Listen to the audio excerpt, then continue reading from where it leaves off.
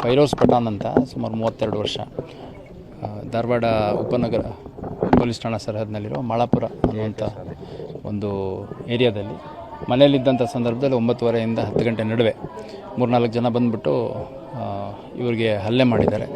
ಆ ಹಲ್ಲೆಯಿಂದ ಭಾಳಷ್ಟು ರಕ್ತಸ್ರಾವ ಹಲ್ಲೆ ಆಗಿ ಸ್ಥಳದಲ್ಲೇ ಮೃತಪಟ್ಟಿದ್ದಾರೆ ಅನ್ನೋದು ನನಗೆ ತಿಳಿದು ಬಂದಿದೆ. ಯಾವ ಕಾರಣಕ್ಕೆ ಮಾಡಿದ್ದಾರೆ ಮತ್ತು ಯಾರು ಮಾಡಿದ್ದಾರೆ ಅನ್ನೋಂಥದ್ದು ಅವರ ಕುಟುಂಬ ಸದಸ್ಯರು ಮತ್ತು ಸಾಕಷ್ಟು ಜನ ಲೈವ್ ವಿಟ್ನೆಸಸ್ಸು ಹೆಣ್ಮಕ್ಳೆಲ್ಲ ಇದ್ದಾರೆ. ಭಾಳಷ್ಟು ಜನ ಅವರು ಕಂಪ್ಲೇಂಟು ನೀಡೋ ಒಂದು ಪ್ರೋಸೆಸ್ಸಲ್ಲಿದ್ದಾರೆ. ಈಗ ಕಂಪ್ಲೇಂಟ್ ಕೊಟ್ಟರೆ ಇಮಿಡಿಯೇಟ್ ನಾವು ಈಗಾಗಲೇ ಆರೋಪಿಗಳು ಯಾರು ಅನ್ನುವಂಥದ್ದು ಕ್ಲೂ ಸಿಕ್ಕಿರೋದ್ರ ಹಿನ್ನೆಲೆಯಲ್ಲಿ ಅವ್ರನ್ನ ಹುಡುಕ್ಲಿಕ್ಕೆ ನಮ್ಮ ಅಧಿಕಾರಿ ಸಿಬ್ಬಂದಿಗಳು ಕಾರ್ಯೋನ್ಮುಖರಾಗಿದ್ದಾರೆ.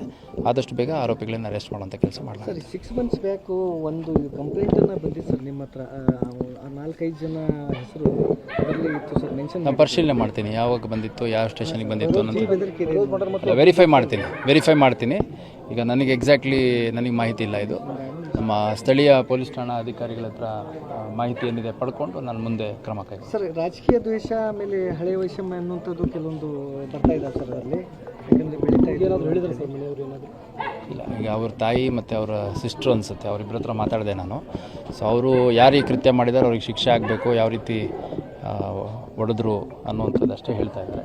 ಇನ್ನೂ ವಿವರವಾಗಿ ಅವ್ರ ಹತ್ರ ಮಾಹಿತಿಯನ್ನು ಪಡ್ಕೊಂಡಿಲ್ಲ. ಈಗ ಅವ್ರ ಕುಟುಂಬ ಸದಸ್ಯರಿದ್ದಾರೆ ಮತ್ತು ಅವ್ರ ಸಮಾಜದ ಭಾಳಷ್ಟು ಜನ ಮುಖಂಡರು ಬಂದಿದ್ದಾರೆ. ಅವರು ಫಿರ್ಯಾದನ್ನು ನೀಡಲಿ. ನಮ್ಮ ತನಿಖೆ ಏನಿದೆ ಸಮಗ್ರ ತನಿಖೆಯನ್ನು ಮಾಡಿಬಿಟ್ಟು ಯಾರ್ಯಾರು ಇದರಲ್ಲಿ ಪ್ರತ್ಯಕ್ಷವಾಗಿ ಪರೋಕ್ಷವಾಗಿ ಭಾಗಿಯಾಗಿದ್ದಾರೆ ಎಲ್ಲರನ್ನೂ ಕಾನೂನು ಚೌಕಟ್ಟಲ್ಲಿ ತನಿಖೆಯಲ್ಲಿ ಒಳಪಡಿಸುವಂಥ ಕೆಲಸ ಮಾಡಲಾಗುತ್ತೆ. ಪ್ರೀ ಪ್ಲಾನ್ ಏನಾದರೂ ಮಾಡಿದ್ರು ಸರ್? ಅಂದರೆ CCTV ಫುಟೇಜಲ್ಲಿ ಫಸ್ಟಿಗೆ ಒಬ್ಬರು ಬರ್ತಾರೆ, ಆಮೇಲೆ ಅವ್ನ ಜೊತೆ 4 ಜನ, ಇನ್ನೊಂದಿಬ್ಬರು ಜನ ಬಂದು ಒಳಗಡೆ ಹೊಡೆದ್ರು ಕೂಡ ಹೊರಗಡೆ ಒಂದು ಚಾಕು ಹಾಕ್ತಾರೆ ಅಂಥವ್ರು ಒಳಗಡೆ. ಈಗ ನೋಡಿ, ಇನ್ಸಿಡೆಂಟ್ ಆಗಿ 1.5 ಅವರ್ಸ್ ಆಗ್ತಾ ಬಂತು. ಈಗ ಬಂದಂಥ ಸಂದರ್ಭದಲ್ಲಿ ಭಾಳಷ್ಟು ಜನ ಇಲ್ಲಿ ಸೇರಿದ್ರು. ಅವ್ರನ್ನೆಲ್ಲ ಸ್ವಲ್ಪ ಡಿಸ್ಪರ್ಸ್ ಮಾಡಿ ಅಲ್ಲಿ ಫ್ಯಾಮಿಲಿ ಮೆಂಬರ್ಸ್ ಯಾರಿದ್ದಾರೆ ಅವ್ರನ್ನ ಮಾತಾಡಿಸಿ ಈ ಕಂಪ್ಲೇಂಟ್ ತೊಗೊಳ್ಳೋಂಥ ಪ್ರೊಸೆಸ್ಸಲ್ಲಿದ್ದೀವಿ. ತನಿಖೆ ಇನ್ನೂ ಪ್ರಾರಂಭ ಆಗಬೇಕು. ಸೊ ತನಿಖೆ ಪ್ರಾರಂಭ ಆದ ಸಂದರ್ಭದಲ್ಲಿ, ಯಾಕಂದರೆ ಮನೆ ಒಳಗಡೆ ನುಗ್ಗಿ ಹೊಡೆಯುವಂಥದ್ದು ಅಂತಂದರೆ ಸ್ವಲ್ಪ ವ್ಯವಸ್ಥಿತವಾಗಿ ಪ್ಲ್ಯಾನ್ ಮಾಡಿಕೊಂಡೇ ಬಂದಿರ್ತಾರೆ. ಅದು ಯಾರ್ಯಾರು ಈ ಒಂದು ಪ್ಲ್ಯಾನಲ್ಲಿದ್ದರು, ಯಾರ್ಯಾರು ಎಕ್ಸಿಕ್ಯೂಟ್ ಮಾಡಿದರು, ಇದೊಂದು ಸಮಗ್ರ ತನಿಖೆ ಆಗುತ್ತೆ.